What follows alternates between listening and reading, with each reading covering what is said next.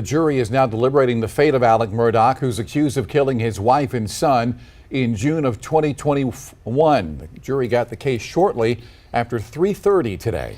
We have no idea how long the jury will take to reach a verdict, but we do know there is a chance that this could go into the weekend if no verdict is reached by tomorrow night. And we know Judge Clifton Newman may not release them for the weekend. It's possible that he could, but those are still some questions left to be answered. Well, before the jury started deliberating, Judge Newman was going to excuse the last remaining alternate juror, but the defense asked that juror stay just in case he or she is needed. The prosecution did not object, so the judge then asked Murdaugh if he would like to have the alternate on standby. He told the judge yes, he would, so that person is being kept in a separate room away from the other jury members as they deliberate. Murdaugh says he wants the alternate on standby again just in case something happens to a jury member. The day started with a juror being removed from the case. The action was taken after reports that she was discussing the case.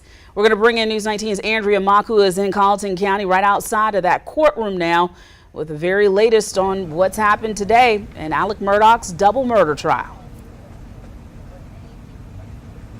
Yeah, that's right, Darcy. Judge Clifton Newman, we all know him well. He is a very fair judge, but he gave very strict instructions. You do not speak about this case. He says it every single time that the jurors leave the courtroom. So it was not a surprise today, really, that he dismissed somebody after hearing that she had several conversations and even offered her opinion to others in the public. Now, let's talk about the last words that the jury heard before they went into deliberations. We heard closing arguments from Creighton Waters. He said there is only one man who had the motive, the means, the opportunity, and the guilty conduct, and that person was Alex Murdaugh. He said Alex was facing a growing storm in his life, from the boat crash to criminal charges for his son Paul to a civil lawsuit.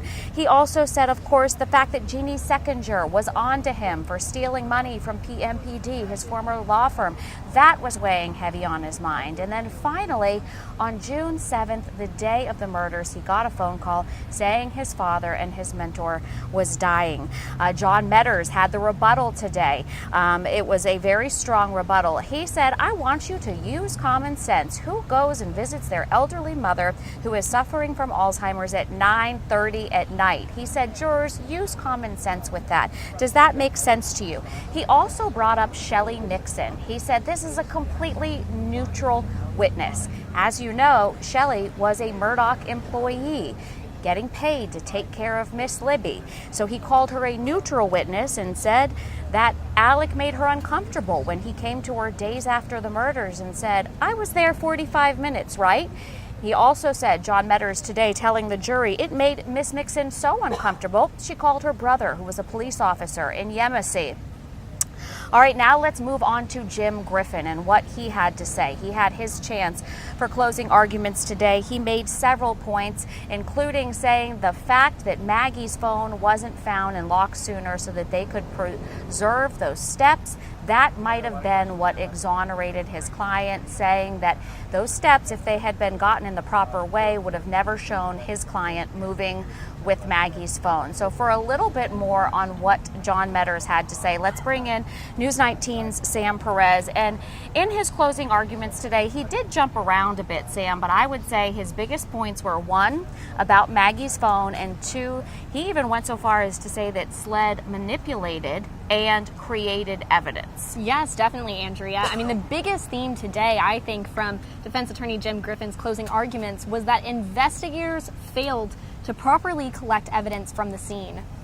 Now, Griffin spent over 2 hours pointing to specific instances where he says SLED agents failed in examining the crime scene. He pointed out the presumptive and confirmatory blood tests that were ran on the defendant's shirt from the night of the murders. Griffin talked about how Maggie's phone was not placed in a Faraday bag to block the cell signal and prevent it from being tampered with after it was recovered from the scene. He mentioned that investigators didn't properly examine hair found in Maggie's hand after she'd been murdered. All of this, Griffin says, could have exonerated his client.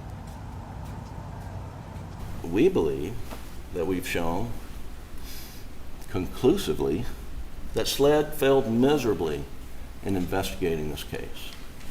And had they done a competent job, that Alec would have been excluded from that circle a year ago, 2 years ago, but he would have been excluded. But then prosecuting attorney John Meadors challenged that in the state's rebuttal. Is claiming that law enforcement didn't do their job. Listen to me, please. Didn't do their job while he is withholding and obstructing justice by not saying, I was down at the kennels. I was down at the kennels. I was down at the kennels. And he's going to blame everybody else. Now, a little bit about Now, Griffin asked jurors to use their common sense to determine that Murdaugh was not guilty. But then Meadors said jurors should do the same, use their common sense, but to determine that Murdaugh is guilty. Now, Meadors says Alec lied to investigators about the last time he saw Maggie and Paul alive. Instead of protecting his wife and son, Meadors says Murdaugh prioritized his one true love, himself, and his success. And those were the last words that he said to the jury, is that Alec loved himself more and prioritized himself, meaning he told the lie and never told for a year and a half the truth about when was the last time he saw his wife and son. So those were the last words that the jury heard. They are behind Sam and I right now inside Colleton County Courthouse going over the facts, and they could have a decision at any time. Darcy? Andrea, Sam, thank you so much. These